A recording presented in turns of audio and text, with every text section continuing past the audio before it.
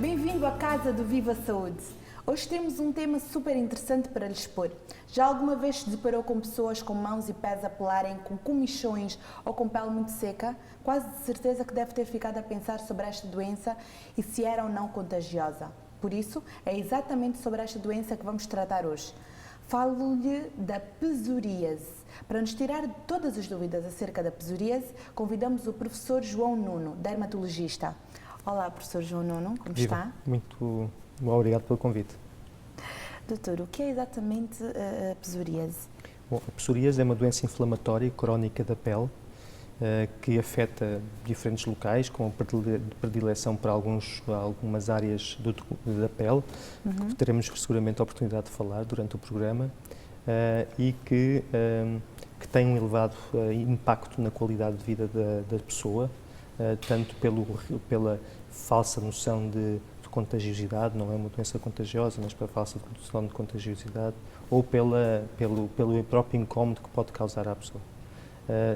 É uma doença que, de uma forma geral, se caracteriza por manchas, lesões da pele vermelhas e com descamação, geralmente bem limitadas, e que podem afetar, atingir diferentes áreas, extensões da pele da pessoa, podendo ser mais ligeira, mais grave, dependendo das formas de psoríase. E o que é que provoca a psoríase? Infelizmente, nós atualmente não sabemos qual é a causa. Há um grande esforço do ponto de vista de investigação científica para saber qual é a verdadeira causa, qual é que é o fator que vai desencadear todo este processo inflamatório. Infelizmente não se sabe à data a sua origem. Sabemos que há células do sistema imunológico das pessoas que estão implicadas, que se vão dirigir para a pele, vão sair dos vasos e se vão dirigir para a pele, onde vão desencadear um conjunto de processos que leva à inflamação, portanto ao vermelho da lesão, e assim como ao aumento da rapidez de proliferação, ou seja, as células começam-se a multiplicar muito rapidamente da camada superficial da pele, e é essa rapidez na multiplicação da camada superficial da pele que dá origem à descamação característica desta doença. Só para ter uma ideia, uma célula ou um elemento da camada superficial da pele demora cerca de 23, 25, 26 dias a regenerar.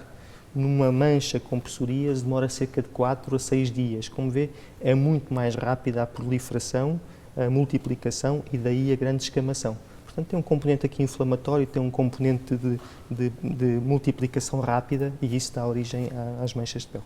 Doutor, uma pessoa com pele seca ou que já tem tido alguma doença, como tinha, e outras doenças de pele, poderá ter mais facilmente a psoríase ou não? Não, em princípio não.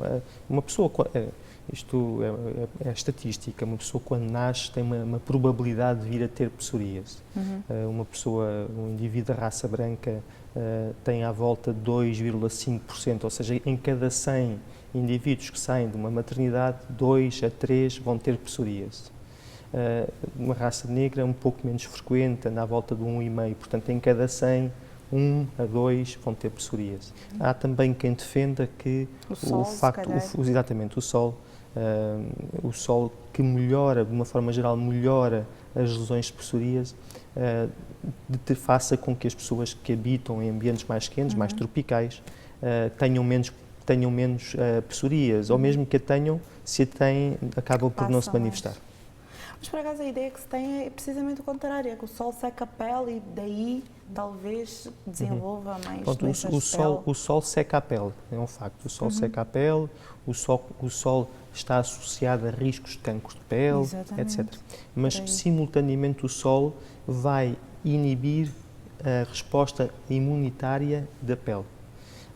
E essa inibição da resposta imunitária, voltando um pouco atrás às perguntas iniciais, falava da reação imunológica, da tal migração, toda essa reação imunológica que é desencadeada e que provoca as lesões de psoríase, essa reação é inibida pela radiação ultravioleta. E, portanto, o sol que faz mal a algumas lesões, algumas doenças, ou mesmo para a psoríase, e o mesmo se aplica, por exemplo, ao eczema atópico, ao vitílico ou outras doenças em que as respostas imunológicas são evidentes. Por exemplo, uma pessoa que tem um miúdo que tem um eczema atópico, é comum os pais saberem que o miúdo vai para a praia durante o verão, embora nas primeiras exposições e primeiros contactos com a água do mar possa haver um agravamento, mas logo começa a haver uma melhoria. O mesmo se passa com a psoríase. Então, aconselham a pessoa com essa doença a apanhar um bocado mais de sol? Dos melhores tratamentos que há para a psoríase, sem dúvida nenhuma, o sol. É já conhecido do tempo dos egípcios. Há hieroglifos e registros gráficos, já do tempo dos egípcios e do tempo da Índia antiga, em que as pessoas, indivíduos com psoríase, se expunham ao sol. Nesse caso, mais por curiosidade, esfregavam-se numas plantas que têm um fotossensibilizador, uma substância que aumenta a sensibilidade ao sol, e, portanto, esfregavam-se com as plantas e expunham-se ao sol para melhorarem a sua psoríase. Uma planta chamada Amnimagus, que ainda existe e da qual se faz alguns medicamentos que são hoje utilizados no tratamento da psoríase. Doutor, e a psoríase sendo uma doença que, chama tanta atenção, né? Tão exuberante, por causa da pessoa estar a pelar e estar às vezes com feridas, a maior parte das pessoas, quando constatam que alguém tem, afastam-se e ficam um bocado apreensivas por acharem que é contagiosa. É efetivamente contagiosa? A psoríase não é contagiosa. Não há qualquer risco de contágio da psoríase. Respondendo diretamente à pergunta, de facto existe uma certa repulsa das pessoas que não são conhecedoras da origem da doença e que se acabam por afastar ou tentar evitar o contacto com pessoas que têm psoríase. E isso é uma das grandes causas do impacto psicossocial dessa doença, da psoríase, nos portadores da doença. De facto, esta doença tem um elevadíssimo impacto na qualidade de vida da pessoa, não só pelas queixas, pelos sintomas que suscita, por um lado a comichão, etc., mas também pelo facto de terem que andar sempre a pôr cremes. Os tratamentos são muito incómodos, são desagradáveis mesmo, e há estudos científicos que mostram que só uma minoria das pessoas com psoríase é que acabam por cumprir as terapêuticas que lhes são aconselhadas, e aí já dou um passo em frente e já lanço aqui um bocadinho a noção da necessidade de haver um entendimento entre o médico e o doente com psoríase, não na prescrição direta, vais fazer isto, mas sim no combinar.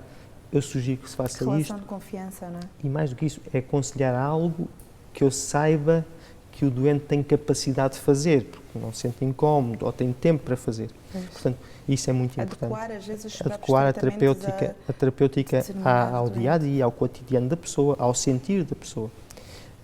E, portanto, é a repulsa, é o impacto que isto tem como sintomas, o aborrecido que é fazer alguns dos tratamentos e depois o espectro permanente de poder agravar. Viver numa expectativa, isto se calhar amanhã está pior. Se calhar esta mancha quer dizer que eu vou ficar como aquela pessoa conhecida que tem o corpo cheio de psoríase. Eu tenho uma mancha aqui na mão e eu penso, será que agora vai aparecer uma segunda mancha? Se vai espalhar. E pode acontecer, doutor? Pode acontecer. Ficar por todo o corpo? Pode acontecer. É uma forma de psoríase chamada eritrodérmica, pode afetar mais grave. Uma das mais graves, pode afetar mais do que 90% da pele e realmente isso tem um impacto importante, já mais não só psicológico, mas também já físico, é muito importante. Quais são as zonas do corpo que normalmente são afetadas? Normalmente as localizações são os cotovelos, os joelhos, a região à volta do umbigo, na região lombar, junto às nádegas, o couro cabeludo, as palmas das mãos e a planta dos pés. São as localizações mais habituais. Basicamente, são as localizações que nos permitem, em associação com as características que eu lhe falava, o vermelho das lesões, as lesões bem limitadas e com descamação, quase como se fosse cera, da cor da cera, nacarada, assim, um esbranquiçado, um creme. Portanto, a característica das lesões e depois a localização. A localização das lesões é muito sugestiva. Quais são, assim, os tratamentos mais complicados de serem feitos em relação a essa doença? De uma forma geral, nós dividimos os tratamentos em diria quatro grandes grupos. À cabeça temos os tratamentos, os cremes. Temos os cremes que podem ser Mas com o cabelo, doutor, como é que fica? É terrível, é terrível. Fica o cabelo todo nesse caso temos que usar não é? ou loções, ou apresentações sobre a forma de gel, ou shampoos que consigam, shampoos, se calhar controlar as lesões do couro cabeludo. E, portanto, aí dentro dos cremes, há logo no ponto de partida só o creme hidratante. É muito importante que a pessoa que tem psoríase aplique creme hidratante e só isso melhor diariamente. Todos os dias, na pele com lesão e na pele sem lesão, as vezes que forem possíveis, obviamente aplicar creme hidratante. E depois existem outros cremes com cortisona, com vitamina D e com alguns ácidos que descascam a pele. E, portanto, é a associação destes diferentes medicamentos que nos vai permitir melhorar a psoríase.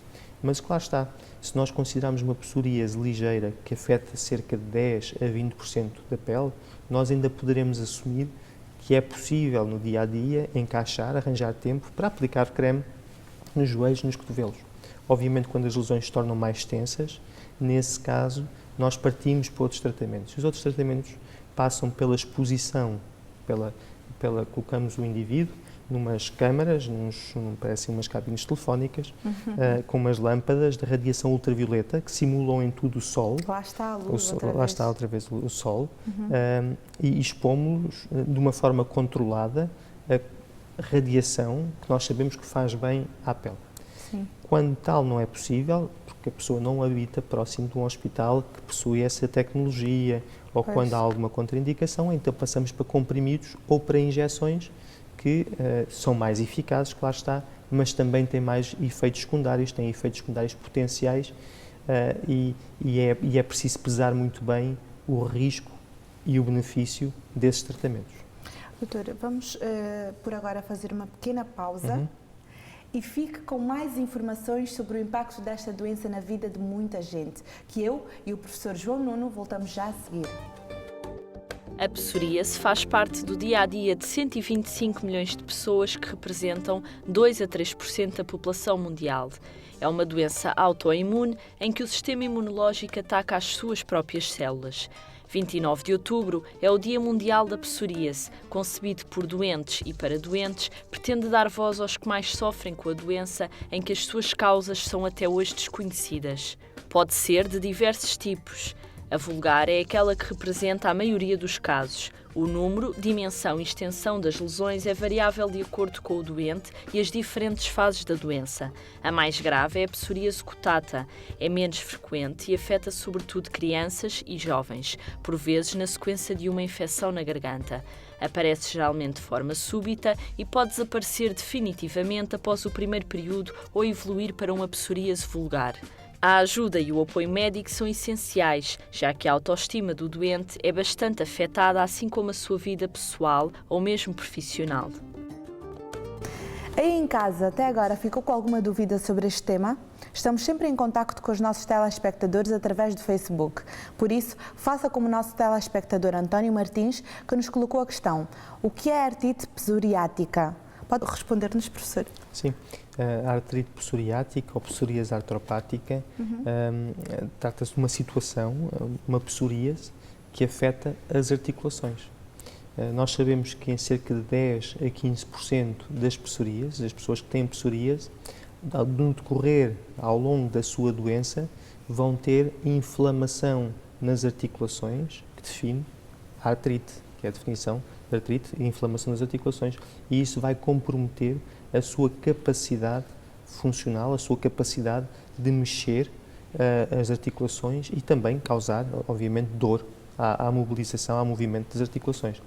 Afeta principalmente as articulações das mãos, mas também dos pés e, por vezes, menos frequente, as articulações da coluna vertebral, as articulações denominadas axiais, coluna vertebral e ao nível da bacia. Antes de passarmos a peça, estávamos a falar sobre os diferentes tratamentos para a psoríase e mencionou um tratamento que há em alguns hospitais ou clínicas e em outros, infelizmente, não, que é aquele com exposição